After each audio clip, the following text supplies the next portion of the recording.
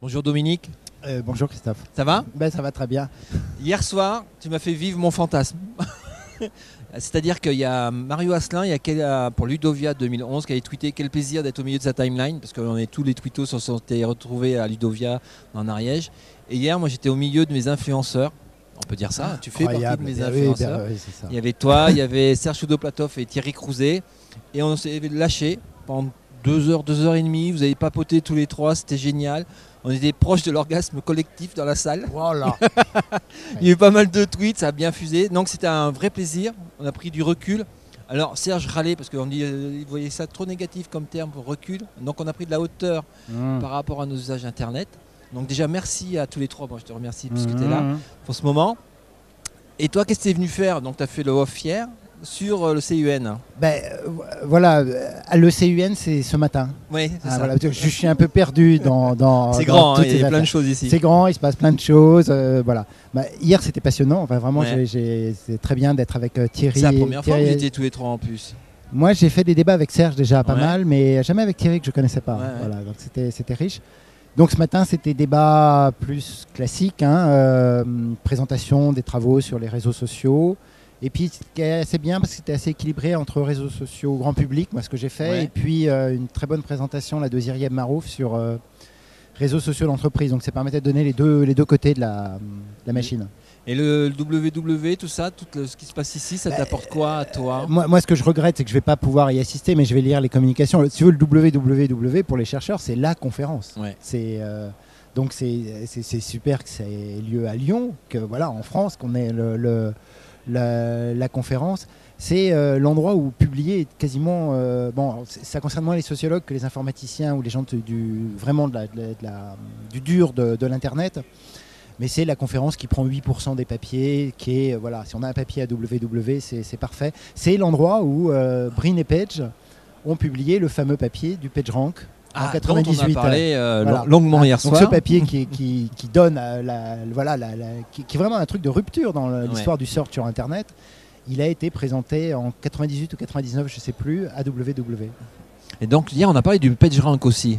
C'est quelque chose qui te titille. Oui, parce que moi voilà, c'est mes sujets de recherche actuels avec mes collègues au laboratoire à Orange, c'est qu'on travaille sur un projet qui est politique des algorithmes, qui est de regarder les métriques du web et toutes les formes de calcul qui sont mis en place pour hiérarchiser, trier, filtrer, mettre en avant, cartographier des informations sur lesquelles on va naviguer, puis du coup de masquer, de faire disparaître, de mettre sous le tapis toute une série d'autres qu'on ne va pas voir.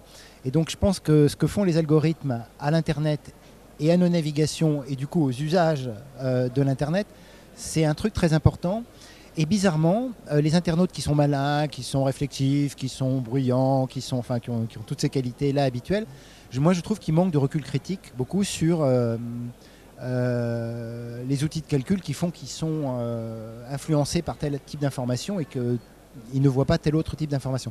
Donc je trouve qu'il y a un sujet à la fois scientifique et en même temps un sujet un peu citoyen, on peut dire, ou critique sur ces questions d'algorithmes. Ouais, il y a même, si je me rappelle bien, c'est Thierry hier qui a dit c'est un peu un marché de dupes aussi. Parce qu'on donne beaucoup à ces algorithmes, on se fait connaître, on se donne de la visibilité, et en contrepartie, on n'a rien. C'était un peu. Ah oui. C'était un grand débat. Oui. Ouais. C'est-à-dire que Google maintenant est devenu le coordonnateur central de l'information sur le web. Alors il est menacé par d'autres formes que sont les métriques d'affinité, que sont Twitter ou Facebook, mais c'est vrai que maintenant Google a pris une place centrale. Et qui est un modèle d'une incroyable subtilité, c'est-à-dire que ça bénéficie de l'idée que le web est ouvert, ça enregistre l'activité collective des internautes pour rendre aux internautes le produit agrégé de ces activités collectives comme étant une information qui est la liste rankée des sites qui ont été produits. Donc c'est devenu ce qu'on appelle en économie une utilité commune, et qui est donc une sorte de bien commun de l'Internet qui est devenu absolument essentiel. Alors le problème évidemment, et c'est ce que Thierry Crouzet soulignait à raison hier, c'est que cette utilité commune, elle est aussi à côté, et c'est vraiment à côté, ce qui est la force de Google, c'est d'avoir séparé les deux, un modèle économique incroyable parce qu'il y a un système aux enchères de vente des mots-clés publicitaires qui leur apporte des sommes colossales. Alors donc l'argument de Thierry était de dire qu'il faudrait qu'ils rendent aussi aux internautes qui lui ont permis de mettre en place cette utilité commune, qui rendent aussi une partie des profits qu'ils ramassent à côté.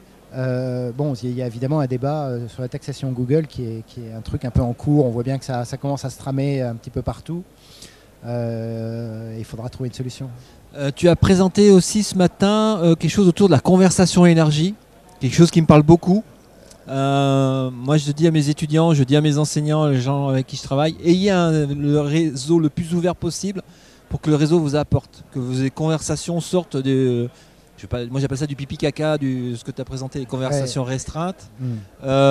Donc ça faudrait que je reprenne ce que tu as dit ce matin, que je leur synthétise, que je leur donne ça. C'est quelque chose qui parle. C'est concrètement dans la vie de tous les jours pour un étudiant, pour un prof, dans mon domaine à moi, l'apport des réseaux c'est quelque chose de concret.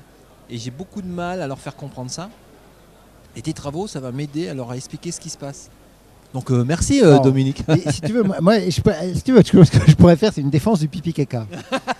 Parce que, si tu veux, moi, la chose qui est nouvelle avec Internet, moi je crois, c'est qu'on avait autrefois séparé l'espace public des médias, et puis on écoutait, on regardait, on lisait, et puis l'espace public ordinaire, c'est-à-dire on va aller prendre un pot, on discute, on se marre, on se vanne, on ragote, on s'échange toute une série de choses sur le ton de la conversation. C'est informel, mais si on enlevait ça de nos vies, ce serait dramatique. Ouais. Hein, bon. Alors, ce que fait Internet de nouveau, c'est que ces deux espaces qu'on avait complètement séparés, il les accole l'un à l'autre. Et il les accole à cause des réseaux sociaux, Facebook par exemple. Hein.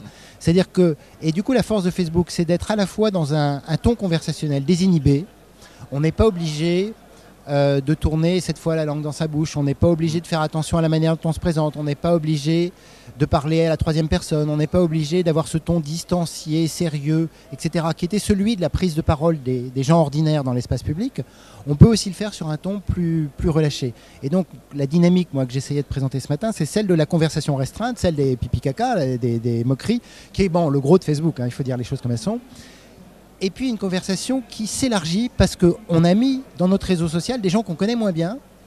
Avec eux, on ne va pas faire du pipi caca, mais on va essayer de les intéresser en partageant des objets publics qui nous intéressent. Et là, du coup, effectivement, il y a un apport d'opportunité informationnelle qui se crée parce qu'il connaît quelque chose que je ne connais pas. Ce qui va me permettre d'entrer en conversation avec lui, ce n'est pas de lui taper sur l'épaule parce que je ne le connais pas, mais c'est de lui dire « j'aime beaucoup ce que vous venez de publier ». Et tout d'un coup, on peut créer un échange en élargissant le périmètre de son univers restreint. C'est vrai qu'il y a une tyrannie des liens forts. Hein. On est prisonnier de sa toute petite communauté qui nous ressemble, avec laquelle on a des routines, des habitudes, des manières d'être qui sont constamment communes. En élargissant, on arrive à sortir de cette petit espace un peu qui est un peu une prison pour accéder à de nouveaux univers. Alors il y a un truc que je voudrais ajouter, un truc vraiment de sociologue, c'est de dire que ces histoires de tyrannie des liens forts, ils sont encore plus forts quand on a peu de ressources sociales et culturelles. Hein. Quand on est de milieux sociaux plus populaires, qu'on a un espace social qui est moins diplômé, etc., il y a une tendance à être polarisé par un espace social de gens qui sont très proches de nous et qui nous ressemblent, sans pouvoir accéder, parce qu'on ne peut pas frapper à la porte, parce qu'on n'ose pas frapper à la porte, parce qu'on n'a pas les ressources pour frapper à la porte, parce qu'on nous ferme la porte, vers des gens qui sont différents de nous et qui peuvent nous apporter des choses. Et ça, je crois que c'est un des facteurs je le dis prudemment parce que ça ne fonctionne qu'à la marge, de démocratisation des réseaux sociaux, c'est que ça offre la possibilité à des gens qui n'ont pas nécessairement toutes les ressources pour le faire, d'élargir, de pousser les murs, d'aller se confronter à des savoirs, des connaissances, des personnes qui ne sont pas exactement les mêmes qu'eux, qui sont un petit peu différents et qui peuvent leur apporter cette sorte de fenêtre qu'on ouvre un peu sur le monde et qui aère un peu l'esprit.